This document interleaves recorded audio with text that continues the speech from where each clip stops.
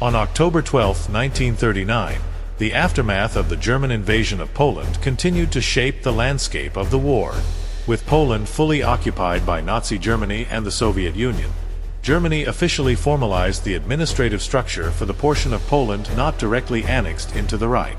This development came on the heels of Hitler's recent peace offer to Britain and France, which was met with skepticism and outright rejection. Military and administrative developments. Establishment of the general government. The most significant development of October 12, 1939, was the establishment of the general government in the Nazi-occupied portion of Poland.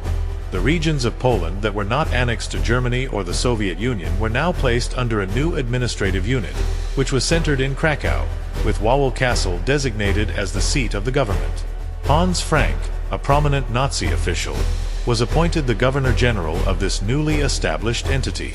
The general government would become notorious for its harsh policies, including forced labor, mass deportations, and the brutal repression of the Polish population. This area, now outside the direct borders of the Reich, became a key site for the implementation of Nazi racial policies, including the establishment of ghettos for Polish Jews. Frank's appointment as the head of the general government set the tone for the extreme brutality that would characterize Nazi occupation in Poland. Diplomatic and geopolitical developments. Chamberlain rejects Hitler's peace offer. The diplomatic front saw a significant moment when British Prime Minister Neville Chamberlain formally addressed Hitler's latest peace offer in the House of Commons. In his speech, Chamberlain rejected the proposal, stating that any settlement would need to be more than just a temporary truce. He made it clear that Britain would not condone German aggression or the annexation of Poland and Czechoslovakia. Chamberlain's response reflected the Allied commitment to continuing the war until Nazi expansionism was fully halted. He emphasized that peace could only come with guaranteed security and would require a meaningful reversal of Germany's aggressive actions. International reactions and media coverage. The rejection of Hitler's peace offer was widely covered in the British and international press.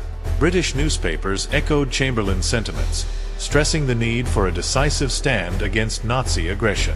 The rejection highlighted the skepticism among the Allies regarding any genuine peace negotiations with Hitler, especially in light of his recent annexations. In Germany, the controlled press framed the rejection as a sign of Allied unwillingness to seek peace, further fueling Nazi propaganda that sought to justify Germany's continued military actions. Meanwhile, in the United States, Roosevelt's administration continued to observe the developments with caution, as isolationist sentiments still dominated public opinion, though the capture of U.S. cargo ships by German forces began to stir concern. Projections. The impact of October 12 on the future of the war.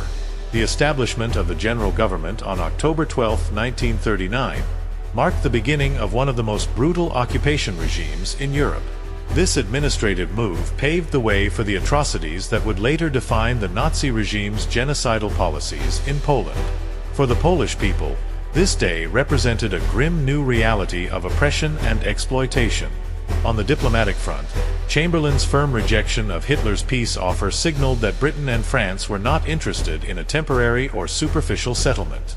This decision ensured that the conflict would continue and foreshadowed further escalation, with the focus soon shifting to military preparations on the Western Front as Germany set its sights on France and the Low Countries.